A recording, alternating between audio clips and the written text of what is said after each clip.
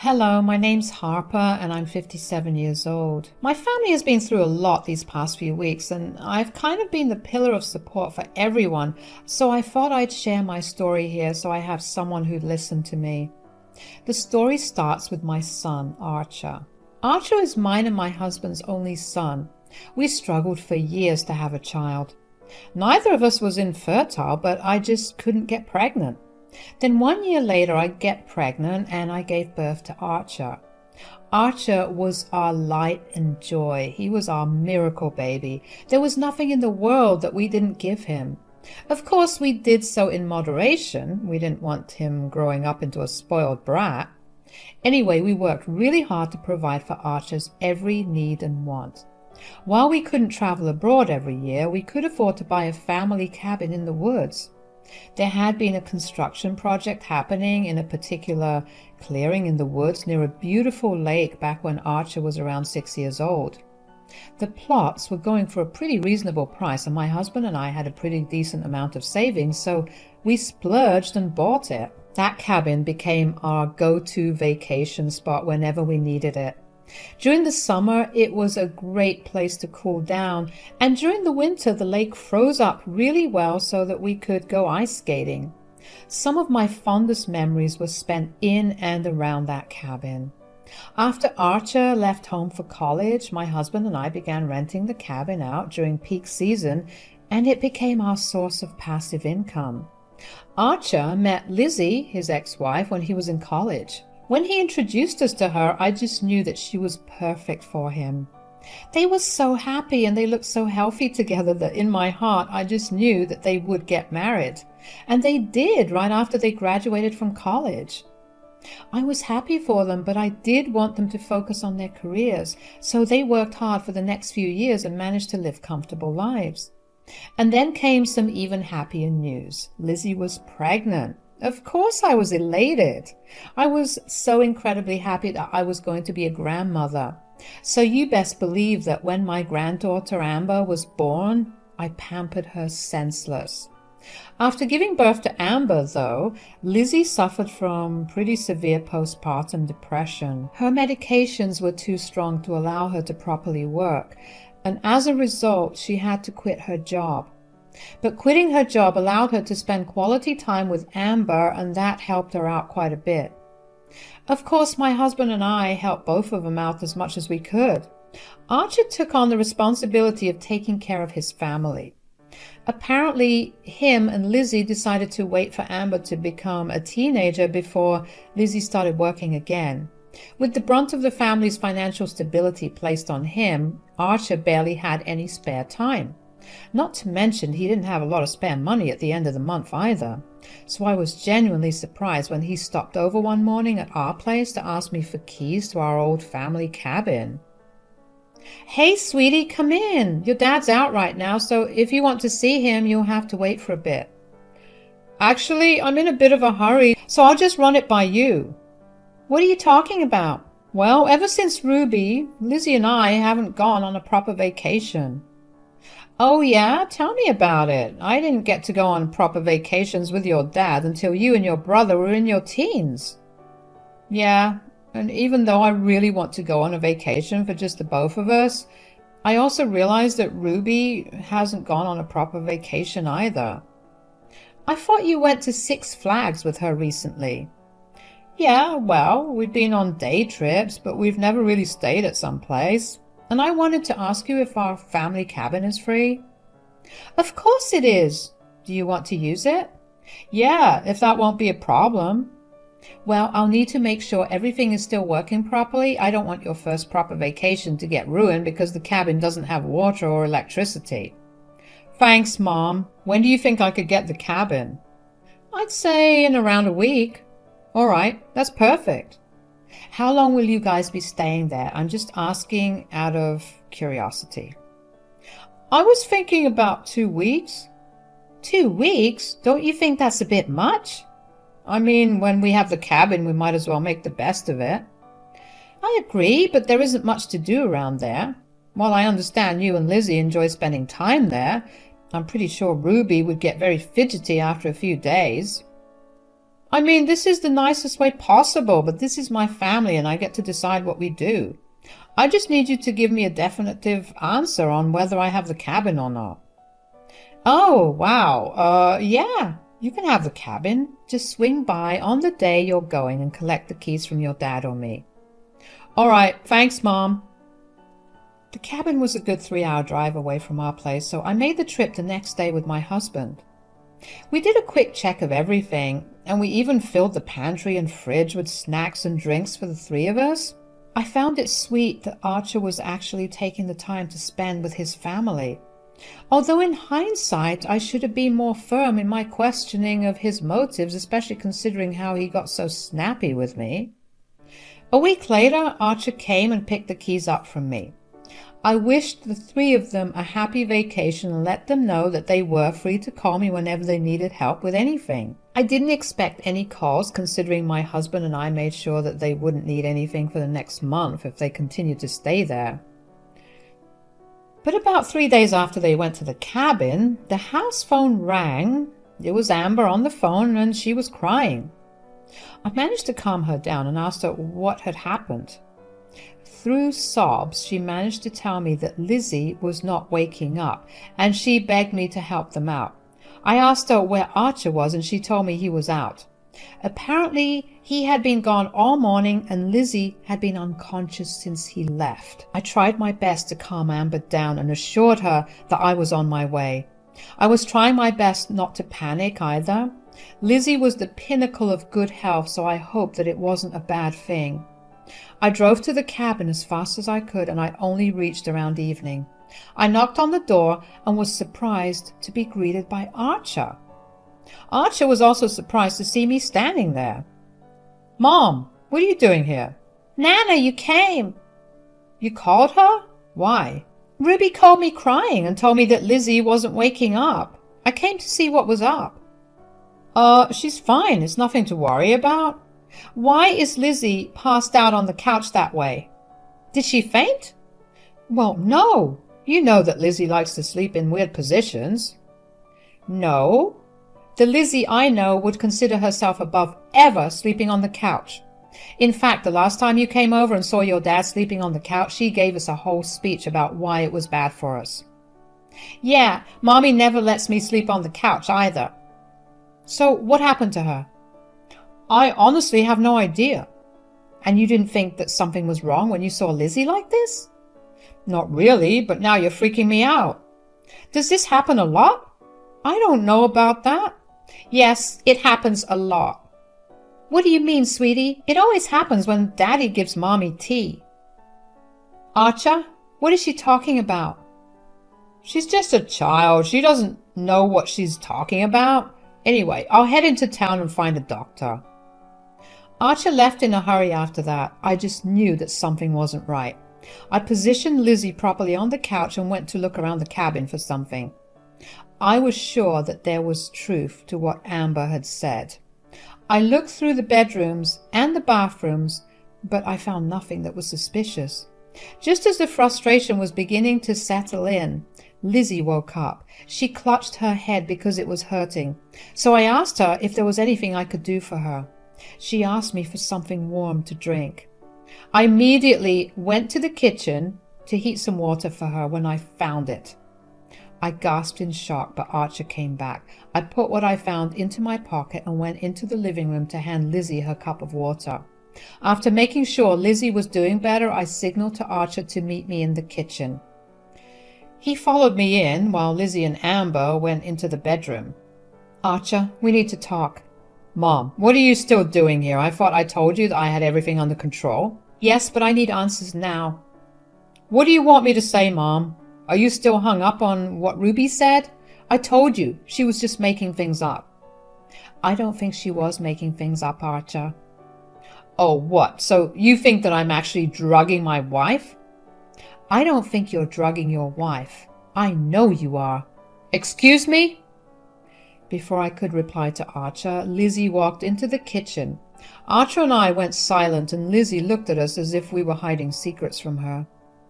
"What's going on here? Why do you both look so intense, and why are you whisper arguing?" "I really don't think you should be here. Archer has been drugging you.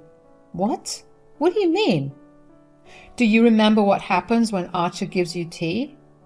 I don't. Wait, Archer? Have you been drugging my tea? Mom's just going off on something Ruby said. You know how imaginative she is. I've been trying to convince Mom that isn't the case, but she's not willing to listen. I know that you've been doing it, Archer. And how do you know? I went to get some warm water for Lizzie after she woke up, and I happened to see a bottle of sleeping tablets hidden in the back of the mug cabinet. Okay, well, I struggle with sleeping, and I've been taking them before bed recently. Yeah? I didn't rule that possibility out until I saw when the prescription was refilled, and it showed me 2 days ago. And what does that prove? Well, over half the bottle is empty. These are some very, very strong pills. I see no reason for you to consume so much. I took a look at the cup that you served Lizzie, and it had half a tablet still undissolved in it. Archer, what the hell?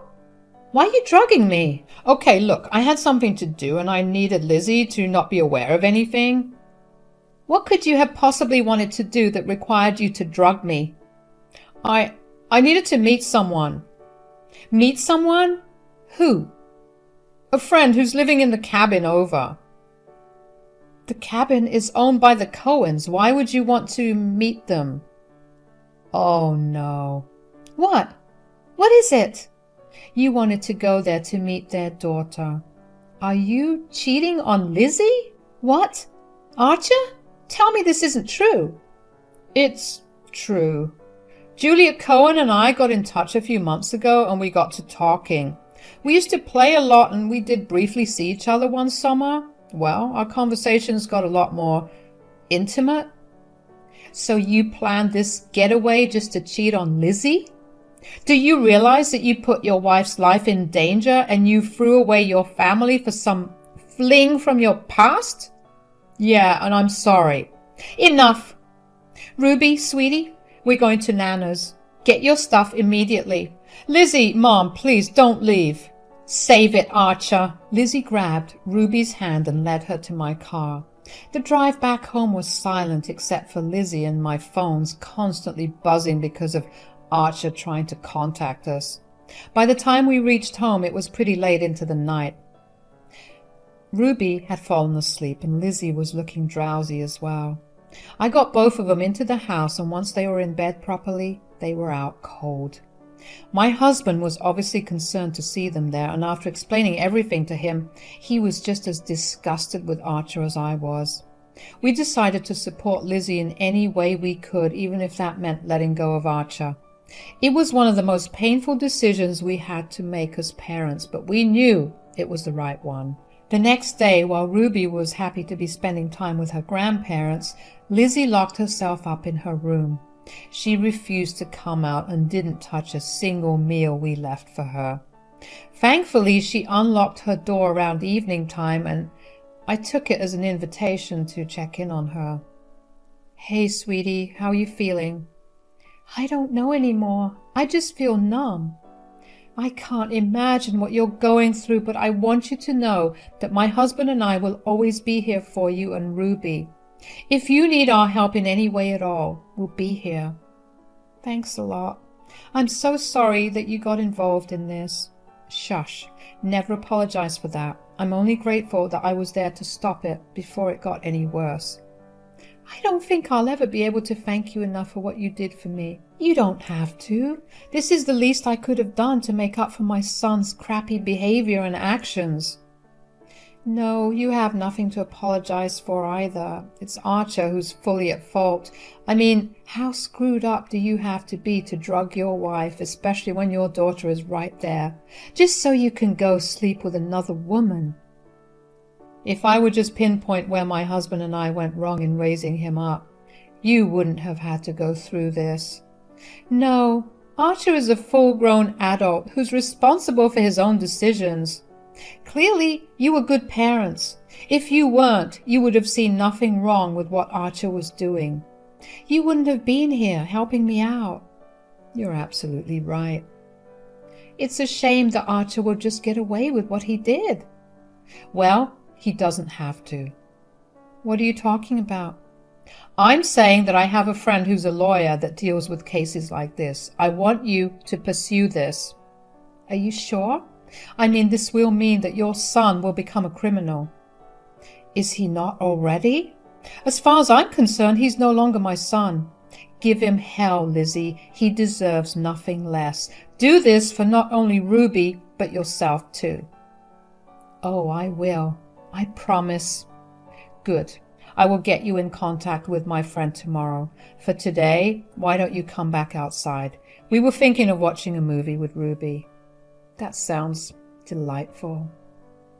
I was glad that I was going to be of some help to Lizzie. She didn't deserve anything that happened to her, and I felt like it was my duty, not only as her mother-in-law, but as a woman, to help her out. I got in touch with a lawyer friend of mine who immediately advised me to take Lizzie to the hospital to get blood tests done for the drugs as proof.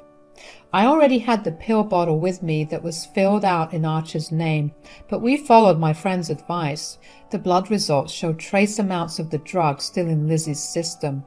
Our lawyer then asked us to go to the police about it. Since we had all our evidence ready, it didn't take long for the police to make our case a full-fledged investigation. I was asked to give my statement about the events, and so were Lizzie and Ruby. Of course, Ruby was still reeling from everything, and since Lizzie had a lot on her plate already, I took care of Ruby as she outlined what she had witnessed. The police also managed to track down the woman that Archer was going to meet up with and took down her statement. Pretty soon Archer got involved as well, and he was sent a court summons where he would be tried for his crime. Archer did not take that well. As soon as he was served, he called Lizzie up. Lizzie picked up, but had the phone on speaker so I could hear the call as well. I also made sure the conversation was recorded.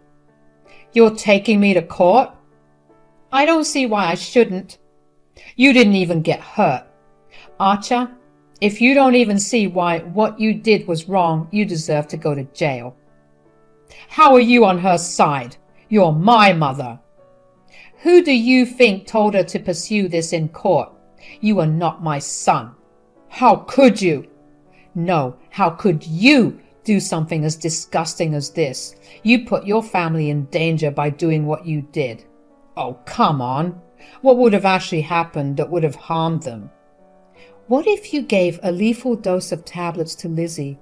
Even if you didn't, you would have left Ruby unsupervised at home alone. What would you have done if she got hurt really bad? Lizzie wouldn't have been awake to help, and it would have taken me 3 hours to get there. But nothing happened. There's no need to make a big deal about this.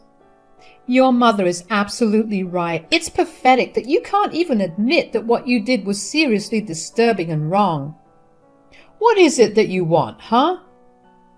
What are you talking about?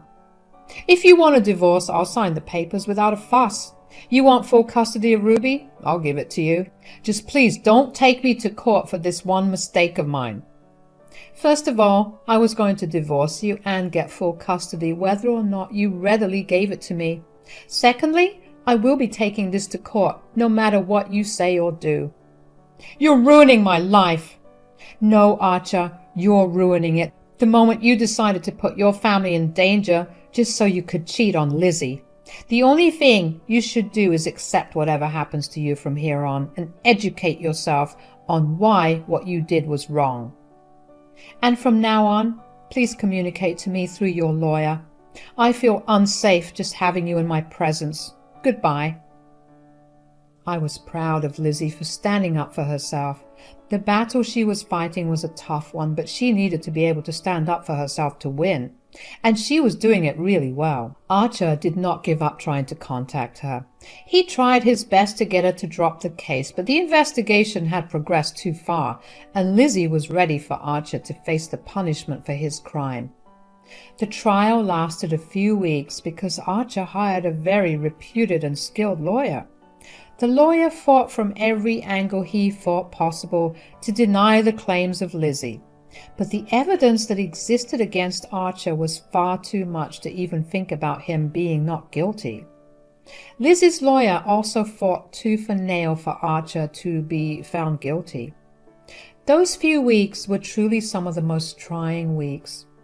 I remember vividly how one time Lizzie's resolve just crumbled because she felt like she was taking it too far. But I reminded her that if she let him go and he married someone else or even just got into a relationship with another woman, he would probably do the same thing to them. That seemed to fire Lizzie back up.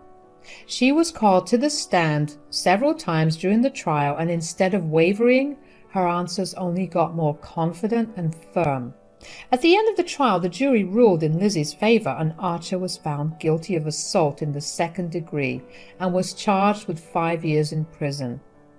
As a mother, that was the most devastating thing to hear, but as a woman, it was liberating. I felt a mix of so many emotions, but in the end, I knew that it was only justice that won, and I couldn't be happier about it. Archer wailed and collapsed as his sentence was read out. My heart went out for him, but I hoped that he'd use his time in prison to learn why what he did was wrong. I hoped that he'd walk out a better man. As for Lizzie and Ruby, they've been living with us for the moment.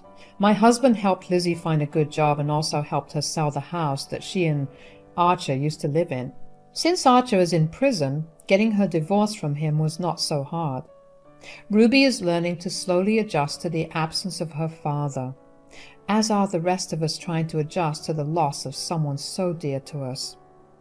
Life feels kind of hazy right now, but I know that in time things will get better.